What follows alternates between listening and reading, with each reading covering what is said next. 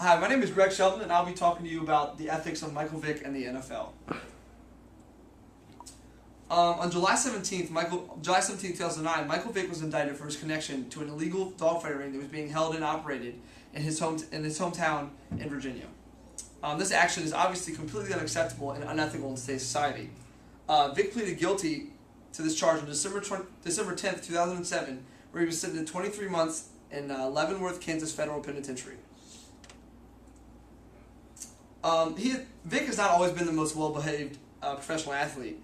Prior to this dogfighting charge, he has been on more than one occasion been linked to marijuana use.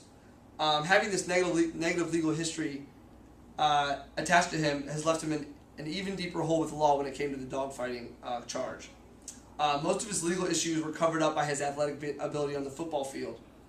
Fans were still supportive of him because they were completely focused on his quarterback play with the Atlanta Falcons than what was going on with his legal troubles off the field.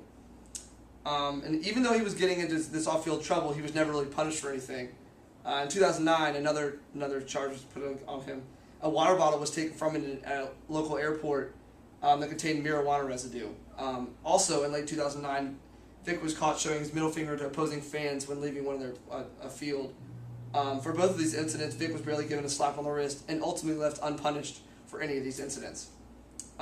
With Vick being treated so leniently up until the dogfighting incident, it's obvious. It shows why he didn't believe the dogfighting ring would ever be discovered and he'd never be punished for it.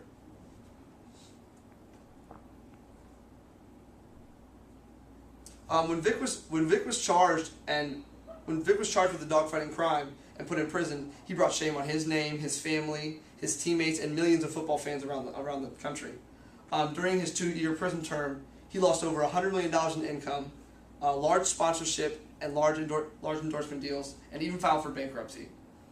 This being said, does not justify anything he has done, but it does silence some of his critics. PETA, People for the Ethical Treatment of Animals, suggested that Vick did not show enough remorse, and when he was released from prison by signing another multi-million-dollar deal with the Philadelphia Eagles. This raises the ethical question of fairness. Vick is not the only one who's ever been arrested for animal cruelty, but by far had the most publicized incident. PETA coming down on him so hard was unnecessary and unfair. Vick paid his debt to society, and now has the right to use his physical abilities to earn his right as a professional athlete. It seems that if numbers and salaries were left out of the picture, that PETA would never really have anything to say, and he would just be another individual trying to get back on his feet to return to something he excelled at. When Vick was released from prison, he was very proactive in rekindling respect from fans, friends, family, and all animal involved organizations. One of the first things he did was donate over $1 million to help pay for the rehabilitation for the dogs that were being fought at his ring. He also promised to help the Humane Society wherever needed. And Michael Vick has shown PETA that he is serious about turning his image positive again. When it came to the NFL has to deal with ethical values of respect and fairness. Michael Vick was and still is one of the most popular footballs in the game today. Many fans disagree with what Vick has done and his reinstatement and wonder what would have happened to a less popular and talented player in the same situation. This is something the NFL needed to respond to. A player of less popularity may have been punished more severely and no one would have ever known. The NFL has a hazy image when it comes to this subject. Michael Vick is a huge asset to not only his team, but also the league. Fans tune in to watch football every Sunday, but millions of fans tune in just to watch him. A player of a low caliber may have been punished for a longer period of time, or maybe not even allowed back in the league.